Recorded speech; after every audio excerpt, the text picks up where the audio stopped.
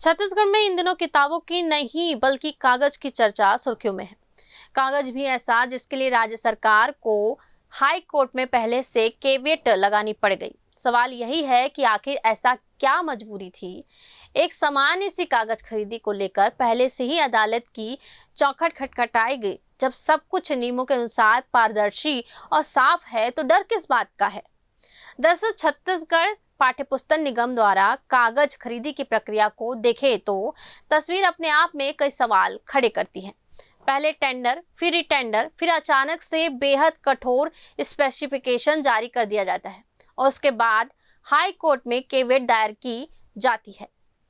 नमस्कार, मैं हूं आपके साथ खुशबू ठाकरे। आज हम एक ऐसे विषय पर बात कर रहे हैं जिसे महज सहयोग कहना बेहद मुश्किल है, क्योंकि हम प्रक्रिया मजबूत होती है वहां अदालत से पहले डर नहीं हो बैठता। तो क्या कोई इस प्रक्रिया से असंतुष्ट है? क्या किसी को बाहर कर दिया गया है, या फिर भीतर कुछ ऐसा है जो अगर खुलकर सामने आ गया तो असहजता बढ़ जाएगी?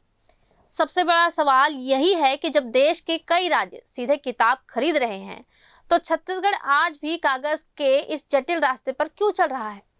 पहले कागज खरीदा जाता है, फिर छपाई कराई जाती है और फिर बाइंडिंग कराई जाती है, उसके बाद सप्लाई कराई जाती है।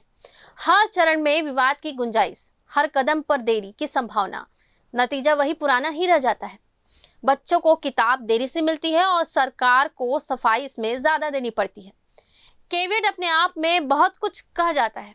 यह बताता है कि सरकार को अपनी ही प्रक्रिया पर पूरा भरोसा नहीं है, और जब भरोसा नहीं है तो अदालत की राह पहले दिखाई देने लगती है। यह मामला अब सिर्फ कागज की खरीदी तक सीमित नहीं है। यह सवाल सरकार की नीयत और नीति दोनों पर है। कहीं ऐसा तो नहीं कि किताबों से ज्यादा कागज के इस खेल में कुछ और लिखा जा रहा है। नमस्कार, हमारी फिर मुलाकात होगी एक नए विषय पर, एक नए मुद्दे के साथ।